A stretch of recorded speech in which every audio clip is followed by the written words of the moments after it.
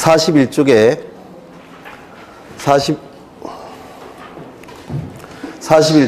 법인 아닌 사단재단 명의의 등기신청의 첨부정보, 이거 꼭 외워두셔야 돼요. 꼭 외워두셔야 됩니다. 출제될 가능성이 올해 되게 높으니까 꼭 외워두시고요. 그 다음에 인감증명 보겠습니다. 인감증명.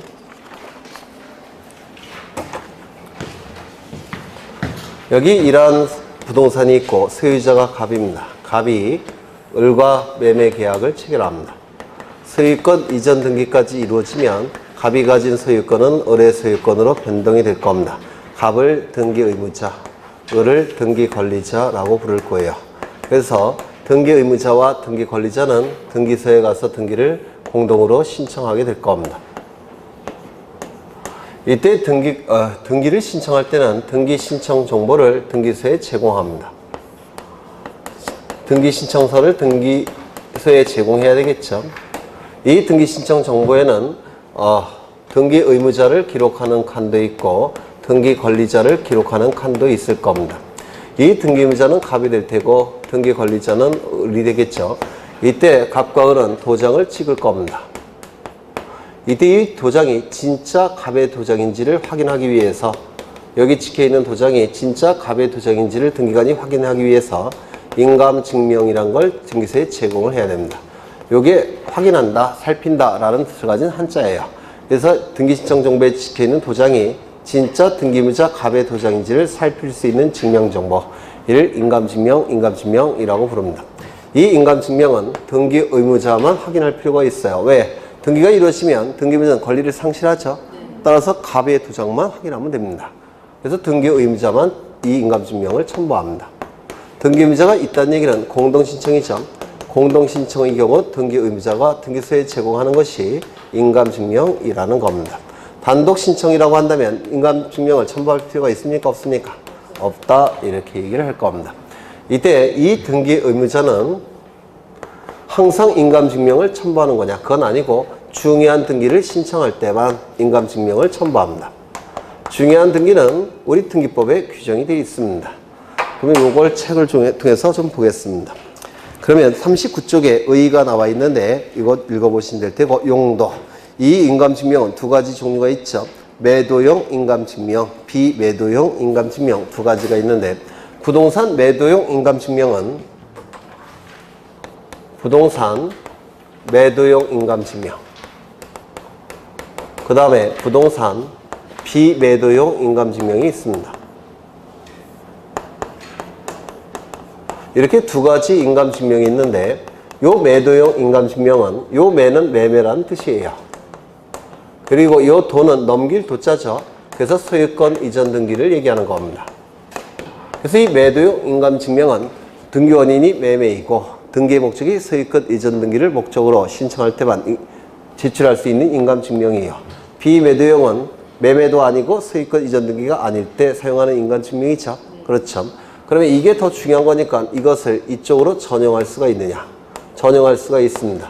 매도용 인감증명은 뭐 아무 등기나 신청할 때 다 이걸 첨부해도 돼요. 그래서 매도용 인감증명 가지고 저당권 설정 등기 신청할 수도 있고 가등기도 신청할 수 있고 다 할 수 있습니다. 하지만 비매도용을 가지고 매도용으로 적용할 수 있습니까? 이건 허용되지 않습니다. 그렇죠.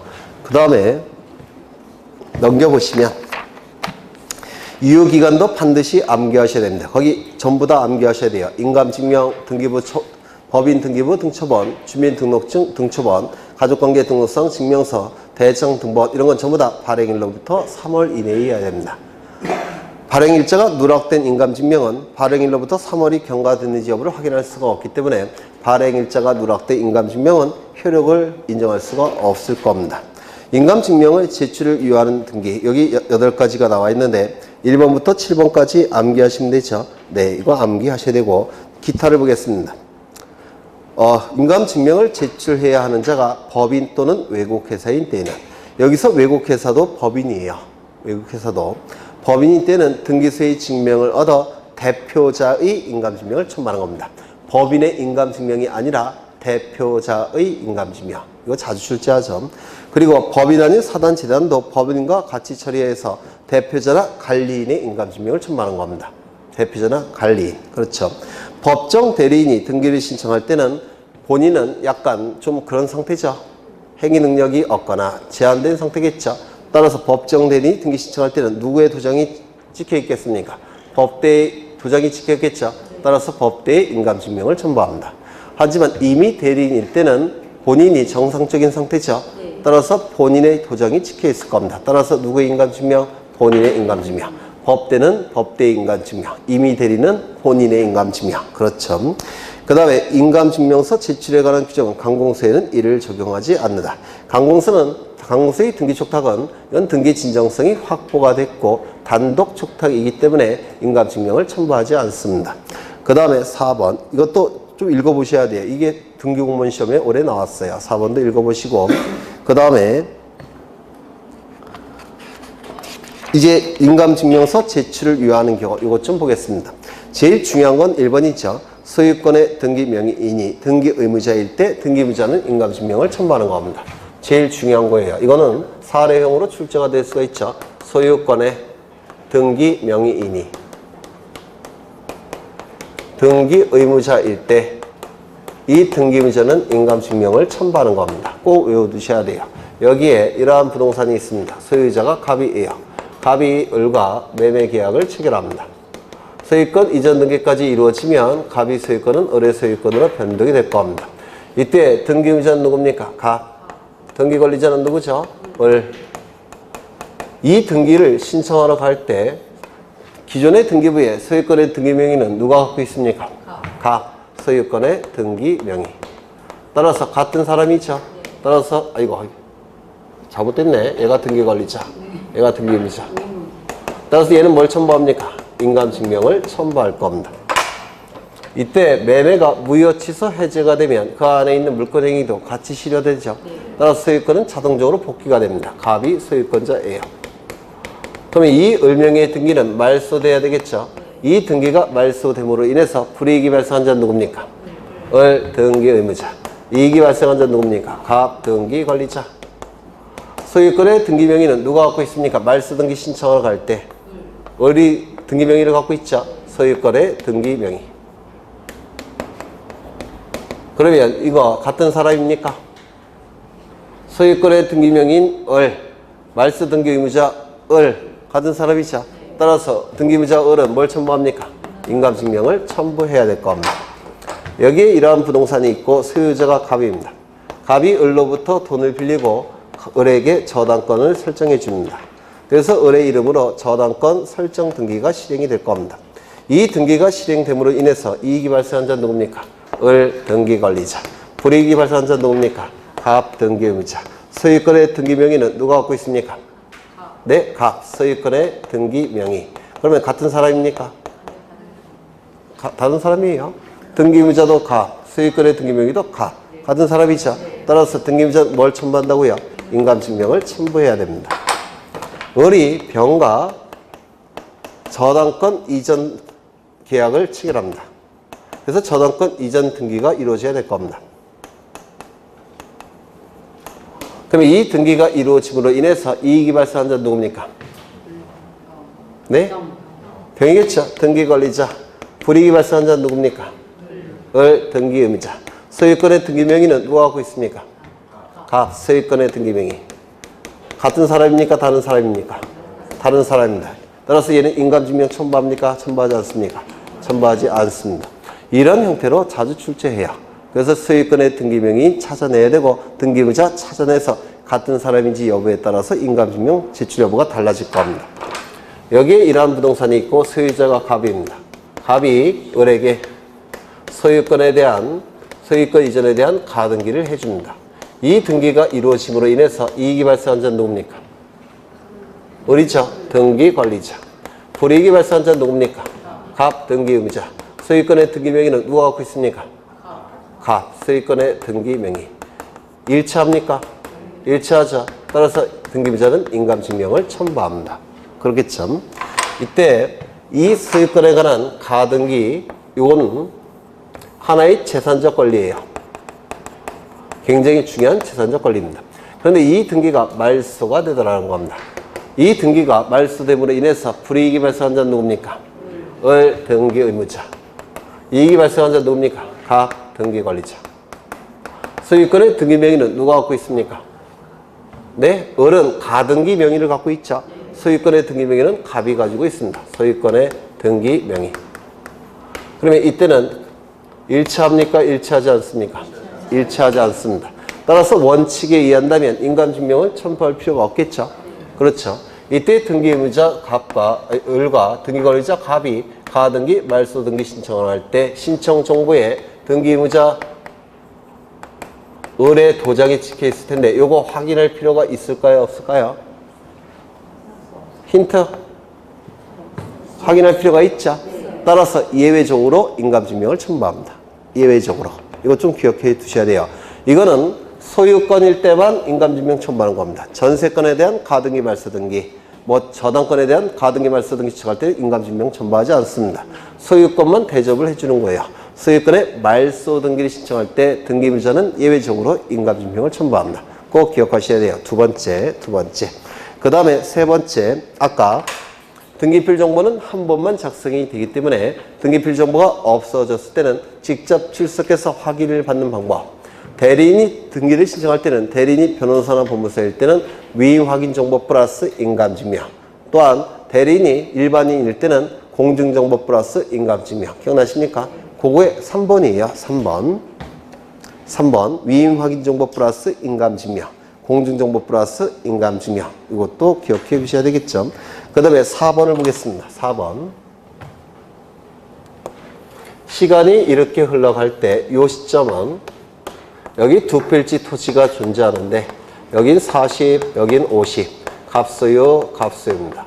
갑은 지적소관청에 합병을 신청합니다. 합병을 신청했더니 지적소관청에서는 합병을 결정해 줍니다. 합병 처분이 났습니다. 그렇다고 해서 한 필지가 완성되는 건 아니죠. 합필 등기까지 돼야지만 한 필지가 완성이 되는 겁니다. 그런데 합병 절차가 끝나는 시점과 합필 등기가 이루어지는 시점은 시간적인 갭이 존재합니다. 따라서 이 중간에 갑이 요 토지에 대해서 을에게 소유권 이전 등기를 해줘요. 그러면 합필 등기를 신청하는 시점에는 소유자가 달라집니다. 그러면 이때는 합필할 수 있겠습니까? 없겠습니까? 있다고 했죠. 합필이 가능합니다. 어떻게 합필합니까? 9분의 4. 갑은 9분의 4. 을은 얼마? 9분의 5. 공유로 하는 합필 등기를 허용합니다. 조건이 뭐라고요? 합병 절차 이후 합필 등기 이전에 소유자가 달라진 경우에 한해서 공유로 하는 합필 등기를 허용하게 됩니다. 그런데 이 갑과 을이 합필 등기 신청할 때 이때 갑과 을의 도장이 필요하겠습니까? 필요 없겠습니까? 지금 갑과 을이 이렇게 소유하는 것과 이렇게 소유하는 것은 이쪽이 불리하죠. 거래도 잘 안 될 테고 대금도 많이 못 받을 겁니다. 이게 거래가 더 잘 될 거예요. 그러면 이 갑과 을이 합필 등기 신청할 때 요 갑과 을이 자신의 의사로서 합필 등기 신청한다는 의미로 확인서를 제출해야 됩니다. 이때 확인서에는 갑과 을의 도장이 찍혀 있을 거예요. 따라서 뭐도 첨부해야 될까요? 인감증명. 이 경우도 인감증명을 첨부해야 됩니다. 하나 더. 이건 100번지 토지인데 소유자가 갑입니다. 갑이 을에게 지상권을 설정해 줍니다. 지상권 전부 설정한 건 아니고 일부에 대해서만 지상권이 설정이 됐다는 겁니다. 그런데 이 갑이 이 자신의 100번지 토지를 분필하고자 합니다. 분필할 때는 분필 등기 신청 정보를 등기소에 제공할 겁니다. 그래서 어떻게 분필을 하고자 하냐면 이렇게 분할을 하고자 해요. 이렇게. 그러면 이 100번지 토지가 이제 몇 번지로 바뀌느냐면 100번지 토지가 100번지와 100의 1번지로 바뀌더라는 겁니다. 그러면 이제 등기부가 두 개가 있겠죠. 두 개가 만들어질 거예요. 그러면 이때 을의 지상권은 이쪽에 기록해야 될까요? 이쪽에 기록해야 될까요? 그거 확정이 돼야 되겠죠. 그래서 여기에 을의 지상권이 존재한다는 것이 신청 정보에 기록이 돼야 됩니다. 이쪽으로 옮겨달라고. 그렇죠. 이때 을의 도장이 을의 확인서가 제출이 돼야 됩니다. 이때 확인서 안에는 을의 도장이 찍혀 있을까요? 안 찍혀 있을까요? 찍혀 있겠죠. 따라서 뭘 첨부한다고요? 인감증명. 그러면 책을 보시면 4번을 보시면 토지 하필 특례 규정에 따른 특례에 따른 등기 신청 여기에 따라 소유 토지 소유자들의 확인서가 첨부되어 토지 하필 등기 신청할 때는 그 소유자들의 인감증명 이걸 얘기하는 겁니다. 이걸 얘기하는 거예요. 그 다음에 5번을 보시면 토지 분필 등기 신청에 따라 권리자의 을을 얘기하는 겁니다. 권리자가 용익물권자의 권리자의 확인서를 첨부하여 분필 등기 신청할 때 그 지상권자에 뭐가 필요하다고요? 인감증명. 이건 지상권만 해당되는 건 아니겠죠. 지상권, 지역권, 전세권, 임차권이 다 여기 해당되겠죠. 왜요? 일부에 존재할 수 있는 권리는 다 가능한 겁니다. 그 다음에 6번 상속재산 분할협의서가 등기소에 제공되는 경우가 있겠죠. 이때 상속재산 분할협의서에는 상속인 전원의 도장이 찍혀 있겠죠. 따라서 뭘 첨부한다고 했죠? 인감증명. 그렇죠. 그 다음에 7번에 제3자의 동의승낙을 증명하는 서류. 이 안에는 제3자의 도장이 찍혀 있겠죠. 따라서 뭘 첨부합니까? 인감증명. 그래서 이 인감증명의 제출을 요하는 경우 7가지 정도는 좀 암기하셔야 돼요. 이게 출제가 되면 어려운 문제로 출제가 되는 겁니다. 넘기겠습니다. 쉬는 시간에 그 옆에 있는 문제 같은 거 다 풀어보고 계시죠? 네. 그 다음에 38쪽의 검인계약서. 이 검인계약서도 올해 출제가 될 텐데요. 검인계약서 언제 등기소에 제공합니까? 첫 번째, 등기 원인이 무엇일 때? 계약일 때. 두 번째, 등기의 목적이 무엇일 때? 소유권 이전 등기를 목적으로 할 때. 세 번째, 부동산에 관하여. 네 번째, 실체관계와 부합하는 등기를 위해서.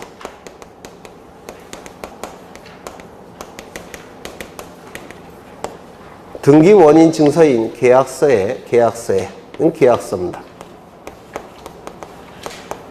이걸 등기 원인 증서 또는 등기 원인 증명정보라고 불러요.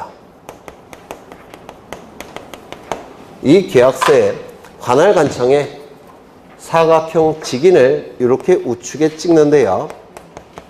이를 검인계약서라고 부릅니다. 그래서 이걸 꼭 외워두셔야 돼요. 그렇죠. 그런데 등기원인이 계약일 때는 설령 등기원인 증서가 판결서라고 하더라도 요 판결서에 등기원인이 계약이라고 한다면 여기 마찬가지로 검인을 찍어야 됩니다. 등기원인이 계약인데 등기원인 증서가 판결서인 경우도 있어요.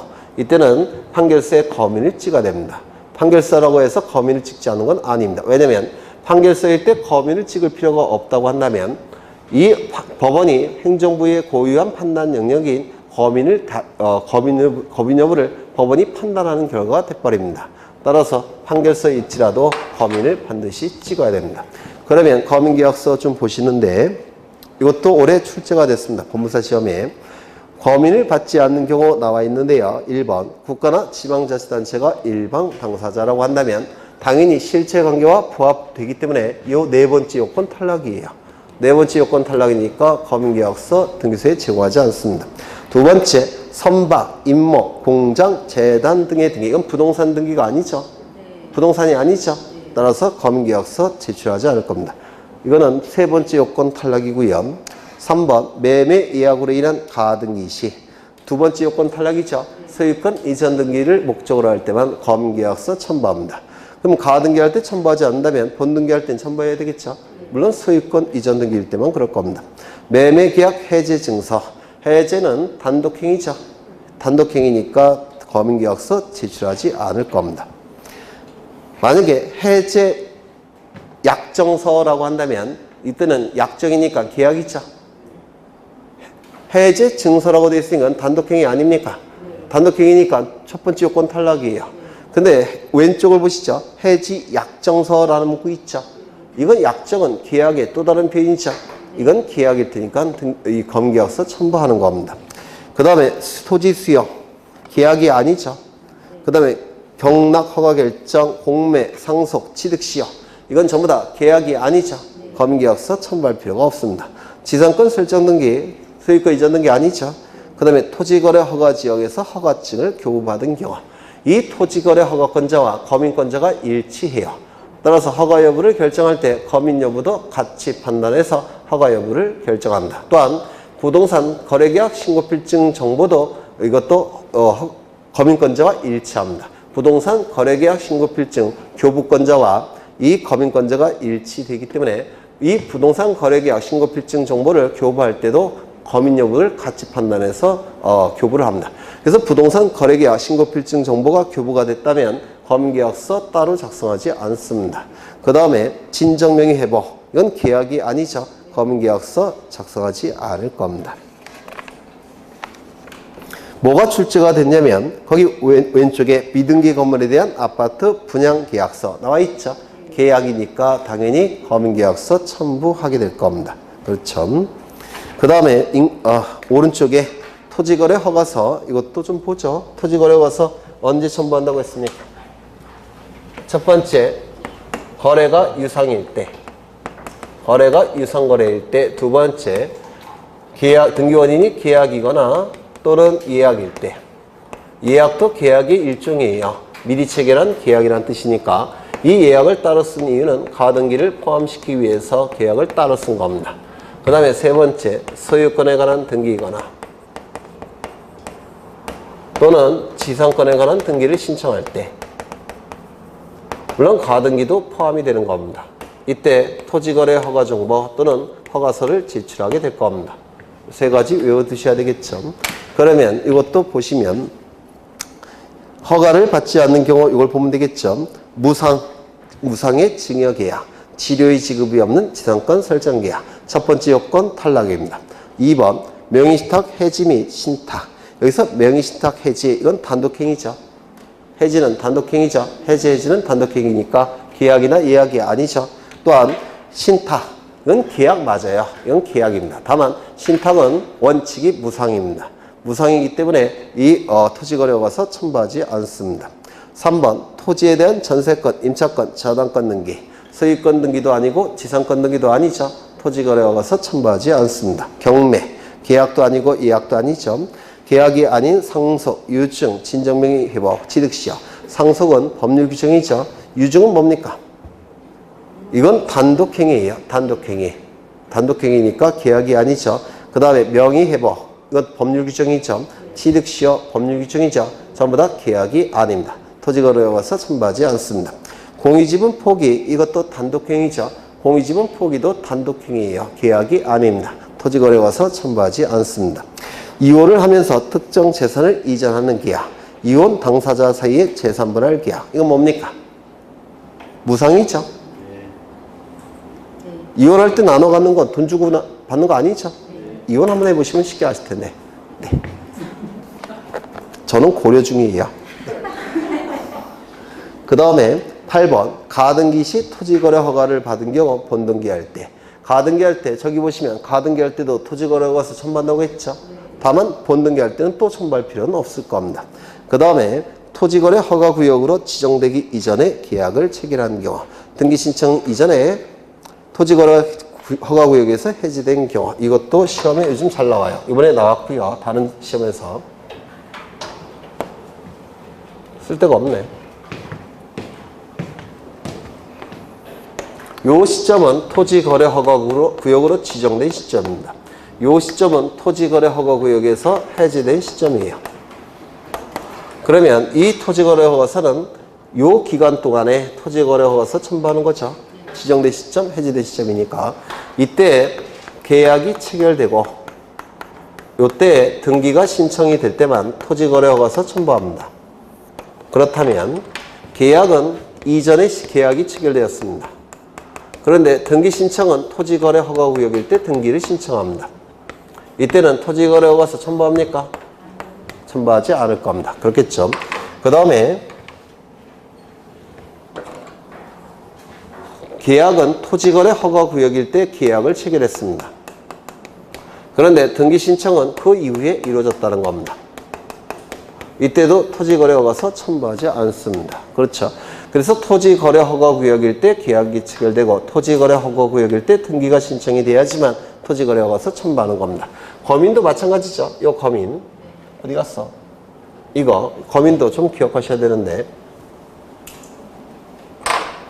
이 거민계약서는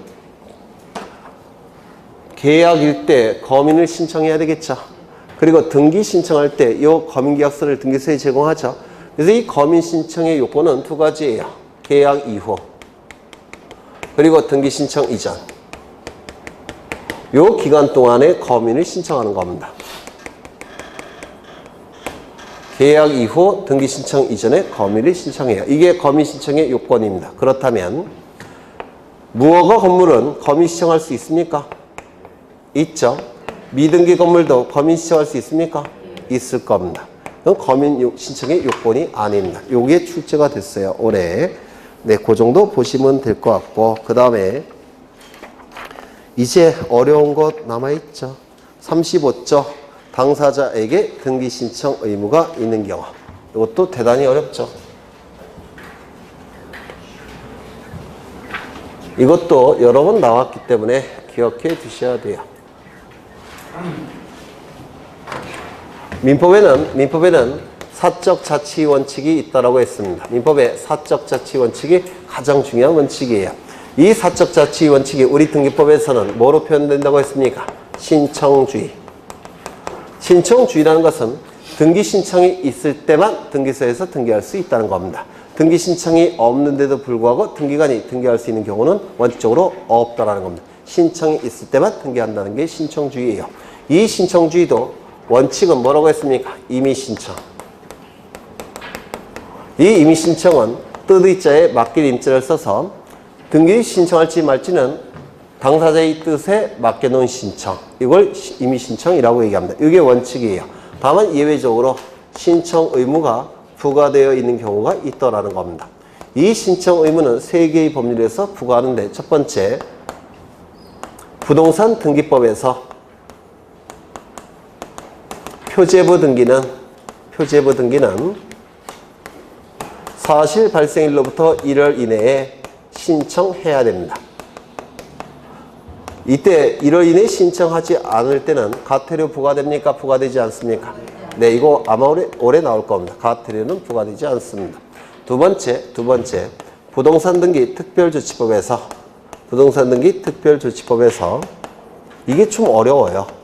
부동산 등기 특별조치법에서 소유권 보존 등기와 소유권 이전 등기의 경우, 소유권 보존 등기와 소유권 이전 등기의 경우 일정한 경우에는 60일 이내에 보존 등기나 이전 등기를 신청해야 됩니다. 일정한 경우는 신청해야 될 겁니다. 그 다음에 세 번째, 부동산 실권리자 명의 등기에 관한 법률. 부실법에서도 실권리자는 자신의 명의로 등기를 찾아와야 됩니다. 이거는 민법에서 다루니까 등기법에서는 다루지 않습니다. 등기법에서 이 두 가지를 다루게 돼요. 이 두 가지. 특히 이게 대단히 어렵죠. 그리고 이거는 거의 매해 출제가 됩니다. 그럼 이거부터 먼저 보시면 부동산 등기법상의 신청 의무가 나와 있는데요. 이 토지 표시 변경 등기, 토지의 멸시 등기, 건물 표시 변경 등기와 건물의 멸시 등기. 이건 전부 다 표제부에서 이루어지는 등기죠. 그렇죠. 따라서 사실 발생일로부터 1월 이내에 이 등기를 신청해야 됩니다. 한 페이지 넘겨보시면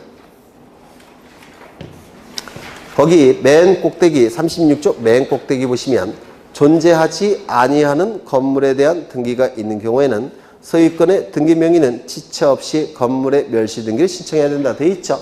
여기는 1월 이내가 아니라 지체 없이예요. 왜 그러냐면 이 존재하지 않는 건물이 등기부가 있더라는 겁니다. 그러면 건물이 존재했다가 없어질 때는 없어진 날로부터 1월 이내라는 문구를 쓸 수 있죠. 근데 존재하지 않는 건물에 대해서 등기부가 있기 때문에 이때 하는 멸시 등기는 있다가 없어지는 게 아니라 처음부터 없었던 거죠. 그래서 멸시된 날로부터 이런 표현을 쓸 수 있습니까? 없어요. 그래서 이 부존재 멸시 등기는 이거는 지체 없이 하는 겁니다. 이건 예외예요. 부존재 멸시 등기는 지체 없이. 그렇죠. 그 다음에 과태료 규정은 삭제됐다라고 말씀드렸고 이제 부동산 등기 특별조치법상의 신청 의무를 보겠습니다. 뭐 다 아실 거예요. 워낙 여러 번 했으니까.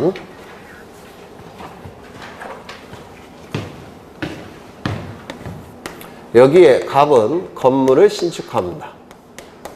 그래서 건물이 완성이 되면 대장이 만들어질 테고 대장이 만들어지면 보존등기 신청이 가능할 겁니다. 보존등기 신청이 가능할 뿐이지 보존등기 신청할 의무가 있을까요? 없을까요? 없습니다. 왜?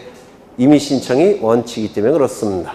그런데 이 갑이 을과 매매 계약을 체결하더라는 겁니다. 그러면 을의 이름으로 소유권 이전 등기가 이루어져야 되는데 을의 이름으로 등기가 되기 위해서는 등기부가 있어야 되죠. 등기부는 갑이 신청해야지만 만들어질 겁니다. 그러면 을이 나타날 때도 갑에게 자유의사에 맡겨놓을 수 있습니까? 없어요. 따라서 을과 계약을 체결하면 제약을 체결한 시점부터 60일 이내에 갑은 보존등기 신청해야 됩니다. 시간이 이렇게 흘러간다고 볼 때 이 시점은 건물이 완성이 돼서 대장이 만들어졌고 따라서 보존등기 신청이 가능한 시점입니다. 그리고 이 시점은 갑과 을 사이에 매매 계약이 체결된 시점입니다.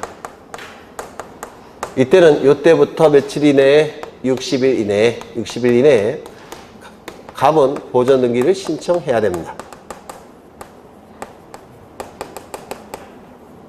그러면 이 시점부터 이 시점까지는 보존등기 신청할 의무가 있습니까? 없습니까? 없어요. 이유는요, 임의 신청이 원칙이기 때문에 그렇습니다. 그렇죠. 두 번째, 갑은 건물을 짓고 있는 도중에 있습니다. 건물이 아직 완성되지 않았어요. 따라서 보존등기 신청이 가능합니까? 불가능하겠죠. 건물을 짓고 있는 도중에 을과 매매 계약을 체결했다는 겁니다. 이게 먼저 체결이 됐습니다. 소유권 이전 등기까지 이루어지면 을은 소유권을 취득할 텐데요. 매매 계약 이후에 건물이 완성이 됩니다. 그러면 건물이 완성이 됐다면 보존등기 신청이 이제 가능하게 될 겁니다. 그러면 시간이 이렇게 흘러갈 때 이 시점은 갑과 을 사이에 매매 계약이 체결된 시점입니다. 그리고 이 시점은 건물이 완성되는 시점이에요. 건물이 완성되니까 보존등기 신청이 가능하게 될 겁니다. 그럼 이 시점부터 며칠 이내에 60일 이내에 갑은 보존등기를 신청해야만 됩니다. 그러면 이 시점부터 이 시점까지는 보존등기 신청 의무가 있습니까? 없습니까? 없어요. 왜 없습니까? 네? 건물이 없잖아요. 완성이 안 됐으니까 하고 싶어도 못해요. 여기서는 임의 신청이니까 보존등기 신청 의무가 없는 것이고 여기서는 건물이 미완성 상태니까 보존등기 신청이 불가능하죠. 그렇죠. 그래서 이 두 가지, 이거는 쉬우니까 이 정도는 많이 출제하죠. 두 번째, 여기에 이러한 부동산이 있고 소유자가 갑입니다. 갑이 을과 매매 계약을 체결합니다. 이 갑에게는 소유권 이전 등기 의무가 발생을 할 테고 요 을에게는 대금 지급 청구권이 발생을 할 겁니다. 대금 지급 의무가 발생할 겁니다. 이 두 개의 의무는 대가적 의미가 있죠. 대가적 의미 있는 두 개의 채무가 발생하는 요 매매 계약을 쌍무계약이라고 부릅니다. 그러면 요 두 개의 의무는 대가적 의미가 있으니까 동시에 이행하는 것이 공평합니다. 이 의무를 이행하는 게 뭡니까? 등기를 신청하는 거예요. 이 의무를 이행하는 건 뭡니까? 돈을 지급하는 거죠. 그러면 이 두 개의 의무는 동시에 이행되는 것이 공평합니다. 그러면 갑과 을은 언제 등기를 신청할 수 있겠습니까? 돈을 받아야지만 등기 신청할 수 있겠죠. 따라서 시간이 이렇게 흘러갈 때 이 시점은 갑과 을 사이에 매매 계약이 체결된 시점입니다. 그러면 갑과 을이 등기를 신청해야 되는 시점은 어느 시점입니까? 대금이 지급됐을 때 등기 신청 의무를 부과할 수 있겠죠. 맞습니까? 그러면 대금을 지급하는 걸 멋있게 표현하면 반대급부의 이행이 완료된 시점. 이 시점부터 60일 이내에 갑과 을은 소유권 이전 등기를 등기소에 가서 신청해야 됩니다. 소유권 이전 등기를 신청해야 되더라는 겁니다. 그렇죠. 두 번째. 여기에 이러한 부동산이 있는데 소유자는 갑입니다. 갑이 을과 이번에는 증여계약을 체결합니다. 증여계약이 체결되면 갑에게는 소유권 이전 등기 의무가 발생하겠죠. 소유권 이전 등기 의무가 발생할 겁니다. 그런데 이 을에게는 대금 지급 채무가 발생합니까? 아니죠. 따라서 이 증여를 뭐라고 부릅니까? 편무계약이라고 불러요. 그러면 이 의무를 이행하는 것이 등기를 신청하러 가는 건데요. 언제 이 의무를 이행해야 되겠습니까? 반대급부가 없으니까. 이때는 의무가 발생한 시점에 그 의무를 이행해야 될 겁니다. 그 의무가 발생한 시점은 언제입니까? 계약의 효력이 발생하는 시점. 그렇죠. 그래서 시간이 이렇게 흘러가는데 이 시점은 갑과 을 사이에 증여 계약이 체결된 시점이고, 그리고 이때는 계약의 효력이 발생하는 시점. 그때는 의무를 이행해야 되겠죠. 이 시점부터 60일 이내에 갑과 을은 소유권 이전 등기를 신청해야만 됩니다. 이 두 개의 계약을 뭐라고 부르냐면 소유권 이전을 내용으로 하는 계약이라고 불러요. 소유권 이전 계약, 소유권 이전 계약이라고 부릅니다. 하나 더, 여기까지도 쉽죠? 네.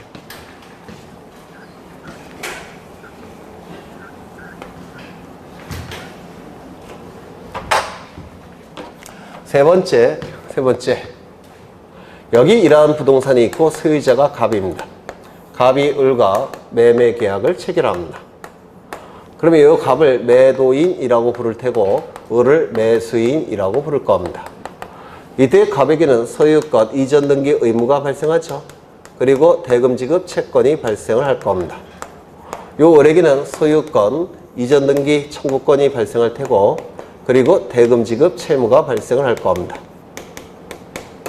이거를 뭐라고 얘기하냐면, 이거는 이 채권 채무는 매매계약의 효력이라고 민법에서 하셨을 거예요. 그렇죠? 매매계약의 효력은 누구에게 발생합니까? 당사자에게만 발생합니다. 맞습니까? 그러면 이 의무는 누구에 대한 의무일까요? 을. 이거는 을. 이것도 갑. 이것도 갑이 될 겁니다. 계약의 당사자에게 계약의 효력이 발생하는 겁니다. 그렇죠? 근데 이때 을이 병과 매매계약을 체결합니다. 그러면 이 을은 소유권 이전 등기 의무가 발생하겠죠. 그리고 대금 지급 채권이 발생할 겁니다. 그 다음에 병에게는 소유권 이전 등기 청구권이 발생할 테고, 그 다음에 대금 지급 채무가 발생할 겁니다. 그러면 이 매매계약의 효력은 당사자에게 발생하겠죠. 당사자니까 이 의무는 누구에 대한 의무? 병. 요거는요, 병에 대한 권리. 요거는 을에 대한 권리. 이거는 을에 대한 의무가 될 겁니다. 그렇죠. 이걸 소유권 이전 계약이라고 불러요. 그런데 이런 경우도 있을 수가 있습니다. 요 매수인의 지위를 요 병에게 넘기는 계약도 체결이 가능해요. 이를 계약 당사자의 지위 이전 계약이라고 부릅니다. 소유권 이전 계약이 아니라, 소유권을 넘기는 계약이 아니라 계약 당사자의 지위를 넘기는 계약. 그럼 매수인의 지위는 이거를 갖고 있었죠. 요 권리가 고스란히 넘어갑니다. 그럼 병이 취득하는 것은 소유권 이전 등기 청구권. 누구에 대한 청구권일까요? 갑에 대한 청구권. 그 다음에 대금 지급 채무도 넘어가겠죠. 누구에 대한 채무일까요? 갑에 대한 채무. 이거를 지위 이전 계약이라고 부르고요. 매매 같은 것을 소유권 이전 계약이라고 불러요. 그럼 이 소유권 이전 계약과 당사자의 지위 이전 계약은 같은 겁니까? 다른 겁니까? 다른 거예요. 소유권 이전 계약이 체결되었으면 소유권이 이렇게 넘어가고, 그리고 이렇게 넘어가겠죠. 그렇죠. 소유권 이전 계약은 이렇게 을에게 일단 기속이 되고, 그 다음에 병에게 기속이 되죠. 그렇다면 등기도 갑에서 을로 등기돼야 되고, 을에서 병으로 등기돼야 되겠죠. 이게 소유권 이전 계약이에요. 그런데 만약에 이때 갑에서 곧장 병으로 등기가 된다면 이거 뭐가 되는 겁니까? 중간 생략 등기가 돼버립니다. 맞습니까? 그런데 지위 이전 계약은 얘기가 달라져요. 지위 이전 계약은 을의 지위가 고스란히 넘어갔죠. 그렇죠. 그래서 이 청구권, 이게 지위 이전 계약을 통해서 이것도 바뀌어요. 병으로. 지위 이전 계약은 이렇게 바뀝니다. 병으로. 그러면 이 갑이 소유권 이전 등기 의무를 누구에게 부담합니까? 병에게. 대금은 누구로부터 받습니까? 병에게. 그렇죠. 그 다음에 병은 등기 청구권을 누구에게 행사하는 겁니까? 갑에게. 그 다음에 대금 지급 채무도 누구에게 이행해야 됩니까? 갑에게. 그러면 소유권이 을에게 기속될 이유가 있습니까? 없습니까? 없어요. 소유권이 곧장 갑에서 병으로 넘어갑니다. 그러면 등기도 어떻게 해야 되겠습니까? 곧장 갑에서 병으로 소유권이 넘어가니까 등기도 곧장 갑에서 병으로 등기해야 됩니다. 이거 이해가 되시나요? 이를 계약 당사자의 지위 이전 계약이라고 불러요. 지위 이전 계약의 경우에는 중간 생략 등기가 나타날 여지가 없습니다. 이거 이해가 되실까요? 네. 이 지위 이전 계약의 대표 주자가 뭐냐면 분양권 전매입니다. 분양권 전매가 수분양자의 지위를 이전시키는 계약이에요. 분양권 전매가. 그러면 이제 중간생략등기는 우리 부동산등기 특별조치법에서 인정됩니까? 안 됩니까? 원칙적으로 허용되지 않죠? 그렇죠. 허용되지 않습니다. 그래서 이 소유권 이전 계약의 경우에는 중간생략등기를 방지하기 위한 규정을 두고 있어요. 그걸 보겠다는 겁니다. 이렇게 돼서는 안 되기 때문에 중간생략등기를 방지하기 위한 규정을 두고 있습니다. 시간이 이렇게 흘러가는데 이 시점은 갑과 을 사이에 소유권 이전 계약이 체결된 시점이에요. 소유권 이전 계약은 대표주자가 매매와 증여합니다. 이게 소유권 이전 계약의 대표주자예요. 그러면 이 매매나 증여 같은 경우는 을의 이름으로 등기를 신청해야 되죠. 언제까지? 네? 매매는 반대급부의 이행이 완료된 날로부터 60일. 그렇죠. 증여는요. 계약의 효력이 발생한 날로부터 60일 이내에 을의 이름으로 등기해야 된다고 했죠. 그렇죠. 그래서 매매는 반대급부의 이행이 완료되는 시점. 증여는 계약의 효력이 발생하는 시점. 이때부터 며칠 이내에 60일 이내에 을의 이름으로 등기가 신청이 돼야 됩니다. 맞습니까? 을의 이름으로 등기가 신청이 돼야 돼요. 그렇다면 이 을이 미등기 전매를 할 때는 을의 이름으로 등기를 한 다음에 을의 이름으로 등기를 한 다음에 미등기 전매는 할 수가 없죠. 이렇게 소유권 이전 계약 또는 지위 이전 계약. 그래서 병에게 다시 매매 계약을 체결할 때는 을의 이름으로 등기를 갖춘 다음에 병에게 매매를 하라는 겁니다. 그럼 중간생략등기가 이 규정에 의해서 어떻게 됩니까? 방지가 돼요. 이거 맞습니까? 을의 이름으로 등기를 한 다음에 병과 계약을 체결해야 되니까 을의 이름으로 먼저 등기가 되죠. 그럼 갑에서 곧장 병으로 등기될 가능성이 있습니까? 없습니까? 없다. 이렇게 얘기할 겁니다. 두 번째, 이 시점은 갑과 을 사이에 소유권 이전 계약이 체결된 시점이고 매매나 증여가 체결된 시점입니다. 그리고 이 시점은 반대급부의 이행이 완료되는 시점. 그 다음에 계약의 효력이 발생하는 시점이에요. 그러면 이 시점부터 며칠 이내에 60일 이내에 을의 이름으로 등기 신청해야 되죠. 맞습니까? 그런데 미등기 전매를 했다는 겁니다. 이때 을과 병 사이에 소유권 이전 계약을 체결을 했다는 겁니다. 그러면 이 반대급부 이행이 완료되는 시점, 계약의 효력이 발생하는 시점, 그 시점 이전에 전매 행위를 했다는 겁니다. 그러면 병의 이름으로 등기가 될 수 있습니까? 곧장? 아니에요. 이 시점부터 이 시점까지 누구의 이름으로 일단 등기가 돼야 됩니까? 을의 이름으로 등기가 되겠죠. 그 다음에 병의 이름은 그 나중에 될 겁니다. 맞습니까? 따라서 이때도 이 규정에 의해서 중간생략 등기가 방지가 됩니다. 이거 이해가 되실까요? 그렇죠. 을의 이름으로 먼저 등기가 된 다음에 병의 이름으로 등기하겠죠. 그렇죠. 이 규정에 의해서 중간생략 등기가 갑에서 곧장 병으로 등기가 될 수 있다 없다? 없다라는 겁니다. 세 번째, 하나만 더 보면 돼요. 이 시점은 갑과 을 사이에 소유권 이전 계약을 체결한 시점입니다. 그 다음에 이거는 매매나 증여가 될 겁니다. 이때도 반대급부의 이행이 완료되는 시점 또는 계약의 효력이 발생하는 시점이 될 겁니다. 이때부터 며칠 이내에 60일 이내에 을의 이름으로 등기해야 되겠죠. 맞습니까? 그런데 그 이전에 을과 병 사이에 매수인의 지위를 이전시키는 계약을 체결했다는 겁니다. 그러면 지위 이전 계약은 전부 다 병으로 넘어가는 거죠. 이렇게 되는 겁니다. 지위 이전 계약은. 그러면 갑이 누구로부터 돈을 받는 겁니까? 을이 아니라 병으로부터 받는 거죠. 그리고 갑은 등기를 누구에게 넘겨주는 겁니까? 병에게 넘겨주는 거죠. 그렇다면 이때 60일 이내에 등기해야 되는 것은 누구 이름으로 등기하는 겁니까? 병의 이름으로 등기가 되는 겁니다. 달라지죠? 네, 이 지위 이전 계약은 중간생략 등기가 나타날 여지가 처음부터 없습니다.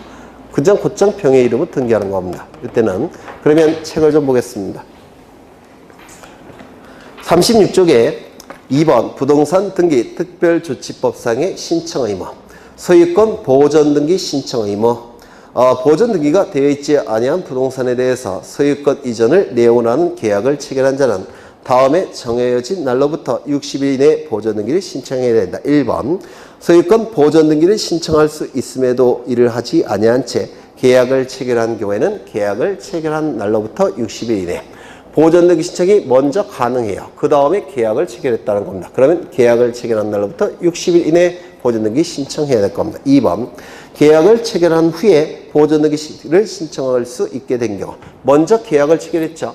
그 다음에 보존 등기 신청이 가능하게 되죠. 그러면 이때는 언제부터 60일 이내에 보존 등기 신청이 가능한 시점부터 60일 이내. 그렇죠. 그 다음에 2번 소유권 이전 등기 신청 의무가 나와 있는데 1번 부동산의 소유권 이전을 내용으로 하는 계약을 체결한 자는 다음에 정해진 날로부터 60일 이내에 소유권 이전 등기를 신청해야 됩니다. 다만 계약이 취소됐거나 해제됐거나 무효되었다면 등기를 신청할 필요가 없겠죠. 2번을 보시면 부동산 소유권을 이전받을 것을 내용으로 하는 계약을 체결한 자가, 이게 매매나 증여 같은 걸 얘기합니다. 반대급부의 이행이 완료된 날 또는 계약의 효력이 발생한 날. 반대급부 이행이 완료된 날 뭡니까? 매매. 계약의 효력이 발생한 날은 뭐죠? 증여. 그렇죠. 그 이후에 부동산에 대하여 다시 제3자와 소유권 이전을 내용으로 하는 계약. 제3자에게 계약 당사자의 지위를 이전하는 계약을 체결할 때는 제3자와 체결하기 전에 먼저 체결된 계약에 따라서 이전 등기를 신청해야 된다. 어느 겁니까? 이거. 그렇죠. 병과 계약을 체결하기 이전에 먼저 누구의 등기를 갖추라는 겁니까? 을의 이름으로 등기를 갖추라는 겁니다. 이거 이해가 되실까요? 그러면 중간생략 등기가 방지되겠습니까? 방지될 겁니다. 그렇죠. 2번이 아니라 옆에 거.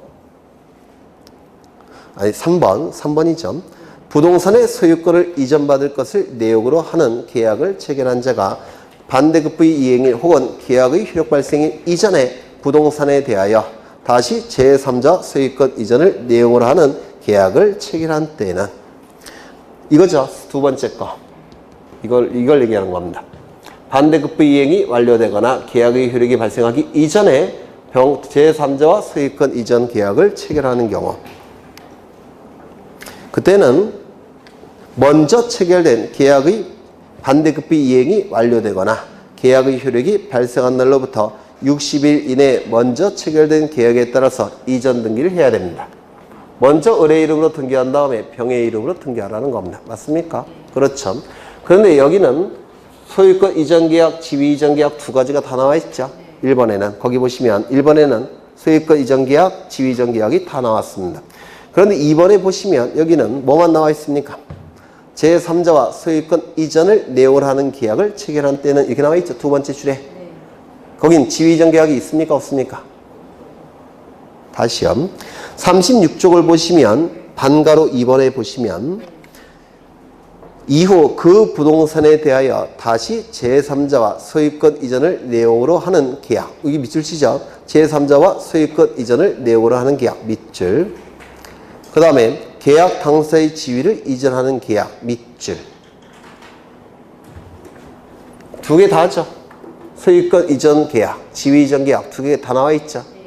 그런데 3번을 보시면, 오른쪽 보시면 이전에 그 부동산에 대하여 다시 제3자와 밑줄치죠. 소유권 이전을 내용으로 하는 계약 하나만 나와 있죠. 이때만 여기는 소유권 이전 계약을 체결할 때만 60일 이내에 등기 신청하는 것이고, 지위 이전 계약은 거기 나와 있지 않죠.